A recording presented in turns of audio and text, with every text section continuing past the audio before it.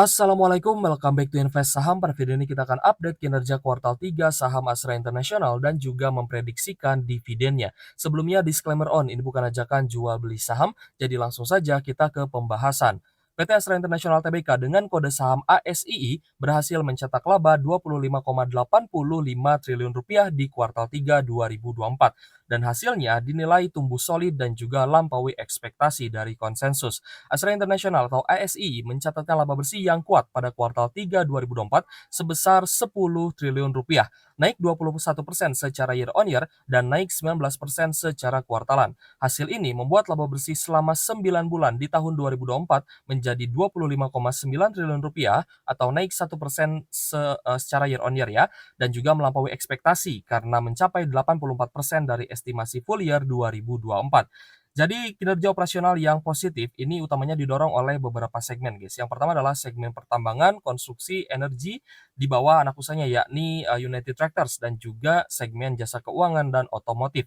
Nah, perlu teman-teman ketahui bahwa di Astra International itu ada beberapa segmentasi bisnis yang tentunya sangat terdiversifikasi. Yang pertama adalah alat berat, pertambangan, konstruksi dan juga energi di bawah United Tractors. Lalu yang kedua adalah otomotif, guys ya. Selanjutnya ada infrastruktur dan juga logistik, teknologi informasi, jasa keuangan, agribisnis, dan juga sektor properti.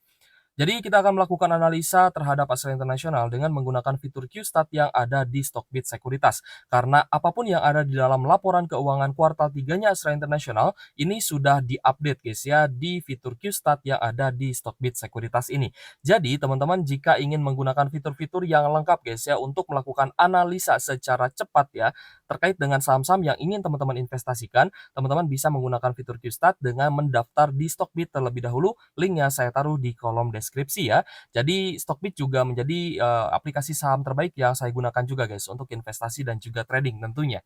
Nah, jadi untuk Astra International ya, kita lihat bahwa kuartal 3-nya ini tumbuh cukup solid guys ya, bisa mengalami kenaikan baik secara year on year dan juga secara kuartalan. Secara year on year itu naik guys ya dari 8,2 triliun menjadi 9,9 triliun. Ya jika dibulatkan seperti analisa tadi guys ya dari Stockbit Commentary yaitu sebesar 10 triliun rupiah. Lalu secara kuartalan juga ternyata mengalami kenaikan guys dari 8,3 triliunan guys ya.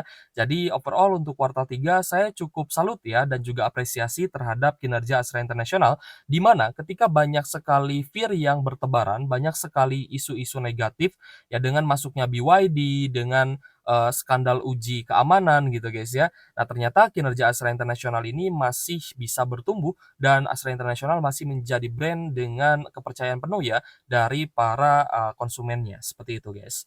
Lalu untuk Astra International dari sisi valuasi ya guys ya, PE ratio di angka 6 kali dengan PBV 1 kali ya. Secara valuasi kita melihat bahwa Astra International ini merupakan salah satu saham big caps yang memiliki valuasi yang cukup murah gitu guys ya. Tapi kembali lagi tidak serta-merta Astra International dengan valuasi yang rendah ini akan mudah untuk naik ke harga yang lebih tinggi ya.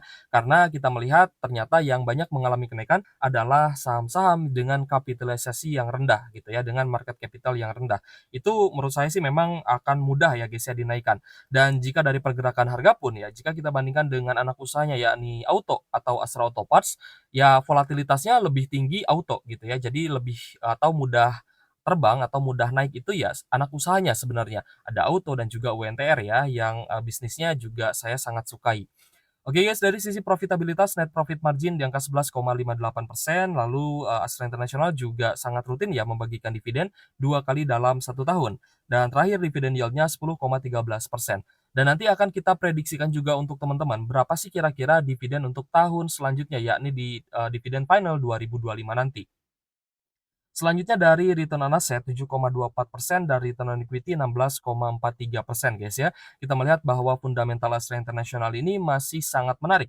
Meskipun hari ini harga sahamnya ternyata mengalami koreksi 1,4% di Rp5.125 per sahamnya.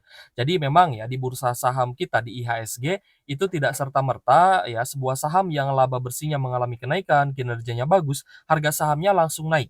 Tidak semua seperti itu. Tapi ada juga yang seperti itu guys, ada juga yang bergerak normal ya, ketika kinerjanya bagus maka harga sahamnya juga naik, itu juga ada sebenarnya.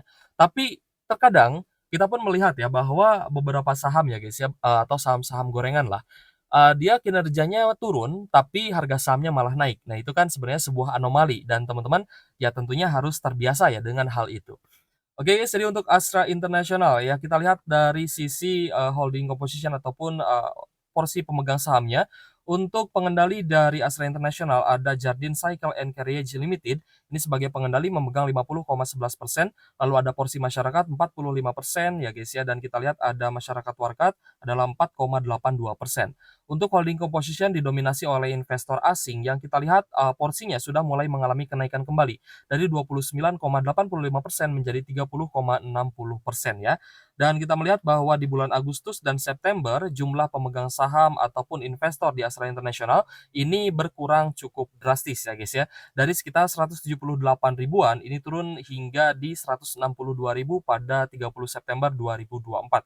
Nanti kita akan lihat ya apakah di 30 Oktober 2024 juga jumlah pemegang saham Astra International akan terus berkurang. Nah, karena kalau misalkan jumlah investornya berkurang, ada potensi ya harga sahamnya bisa mudah untuk naik ya guys ya.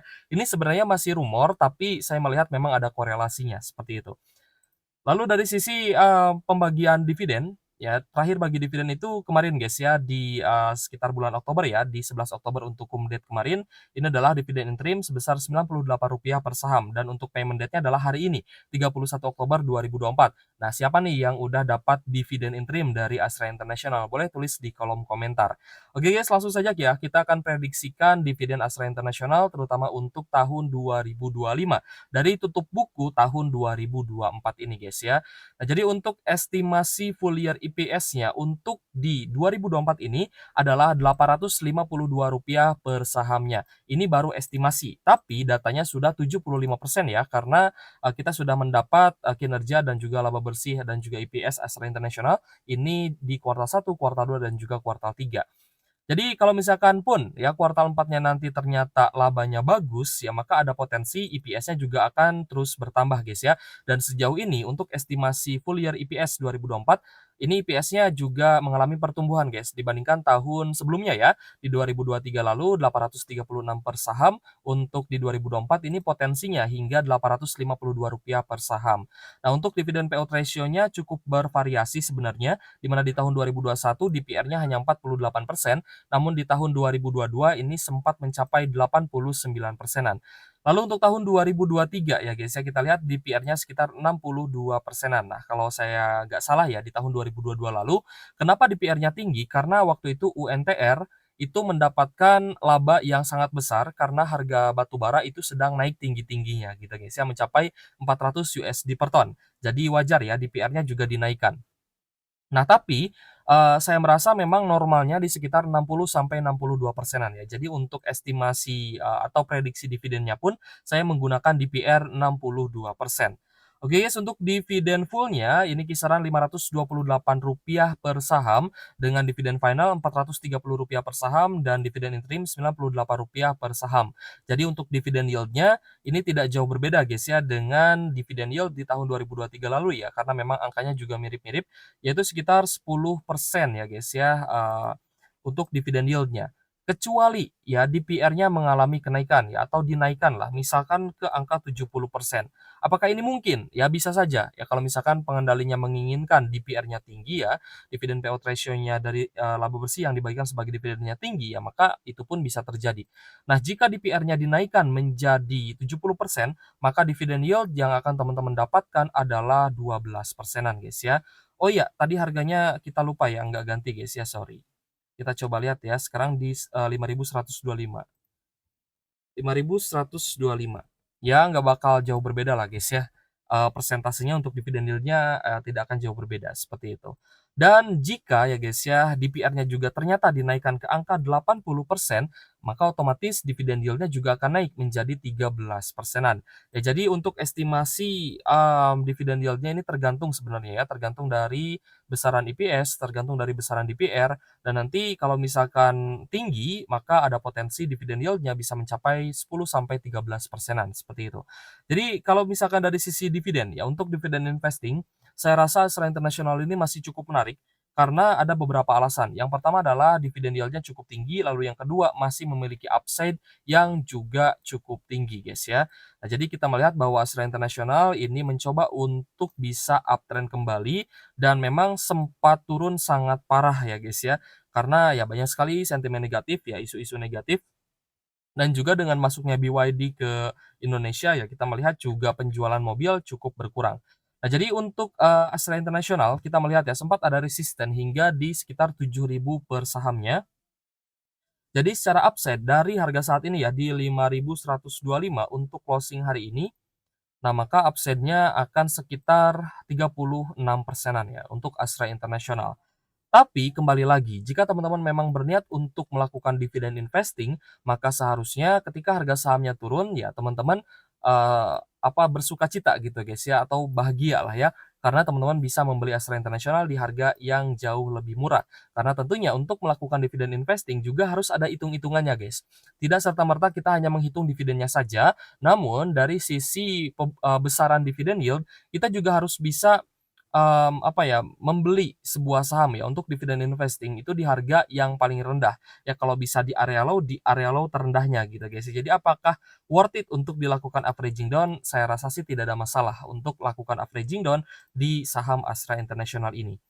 Untuk area buy-nya di sini saya lihat sih di sekitar, 4.900 ya, sampai di 5.000-an guys untuk Astra International. Jadi jika hari ini closing di 5.125, ya maka, area belinya di sekitar 5.100-an guys ya. Dan jika turun ke 5.000, teman-teman juga bisa melakukan averaging down seperti itu. Oke guys, hari ini Astra International ada koreksi 1,92% ya di 5.125 ya tadi kita lihat untuk harga closingnya, ini belum saya refresh guys ya.